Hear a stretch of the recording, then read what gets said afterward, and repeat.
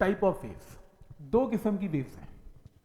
वैसे छोटी क्लास में भी आप वेव की बहुत टाइप पढ़ते हो और हर बुक अपनी अपनी टाइप बताती रहती है, पर एक्चुअल में वेव की दो ही टाइप्स हैं, मैकेनिकल और नॉन मैकेनिकल।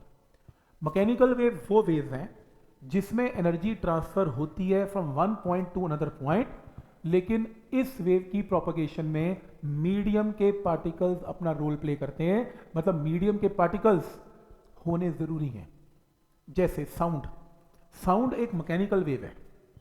अगर मैं क्लास में बोल रहा हूं तो यहां पर हवा चाहिए, एयर चाहिए, एयर के पार्टिकल डिस्टर्ब हो रहे हैं और वो डिस्टर्बेंसेस आपकी तरफ ट्रेवल करती हुई जा रही है।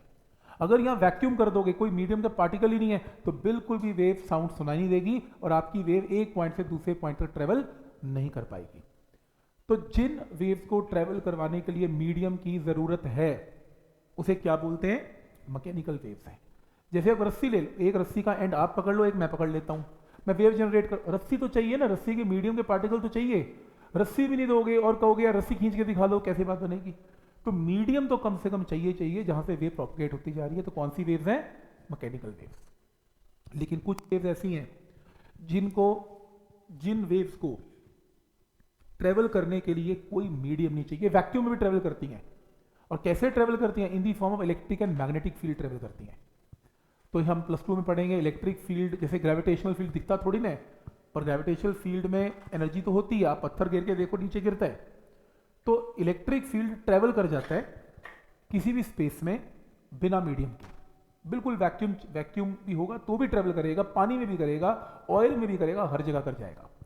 मैग्नेटिक फील्ड भी ट्रेवल कर जाता है वैक्यूम में। तो ये जो वेव्स हैं जिनको ट्रेवल करने के लिए मीडियम नहीं चाहिए और ये वैक्यूम के अंदर भी ट्रेवल करती हैं, और कैसे ट्रेवल करती हैं? In the form of electric and magnetic fields. तो ऐसी वेव्स को क्या बोलते हैं? Non mechanical wave. जैसे कि सन की लाइट जो वो इलेक्ट्रोमैग्नेटिक वेव है, सन में एक ऐसा रिएक्शन चल रहा है, ऐसी ऑसिलेशन चल रही है चार्जेस की, जिससे कि इलेक्ट्रिक फील्ड पैदा होता है और वहां से मैग्नेटिक फील्ड भी पैदा होता है, और दोनों फील्ड यहां पर ट्रेवल होते आते हैं, 8 मिनट में ट्रेवल करते हैं। और देखो क्या नेचर है जबरदस्त, दोनों फील्ड ऑटोमेटिकली ट्रेवल करती हैं और 8 मिनट में, और हम कहते हैं एनर्जी ट्रांसफर होकर आ रही है, और वो लाइट की फॉर्म में आती है। लाइट आती है, अल्ट्रा वायलेट लाइट आती है, इंफ्रारेड आती है, सब इलेक्ट्रोमैग्नेटिक वेव्स हैं। इनके अंदर इलेक्ट्रिक मैग्नेटिक फील्ड्स हैं। एक्सरे मशीन्स हैं, एक्सरे जनरेट करती हैं, ये भी इलेक्ट्रोमैग्नेटिक वेव्स हैं।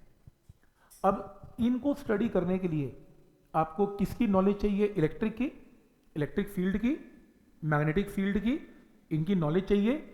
और इसको इलेक्ट्रिक फील्ड को सीखने के लिए प्लस 2 में 2 महीने चाहिए, मैग्नेटिक फील्ड को सीखने के लिए 1 महीना चाहिए, इलेक्ट्रोमैग्नेटिक वेव बनाने के लिए कम से कम 10 दिन चाहिए।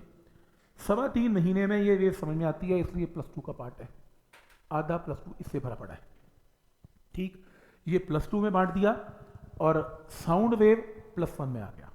तो 2 वेव्स का मतलब चैप्टर आप समझ सकते हो कितना इंपॉर्टेंट है कि आप एक क्लास में इसको पढ़ भी नहीं पाएंगे, ये 2 पार्ट्स में फर्दर डिवाइडेड है।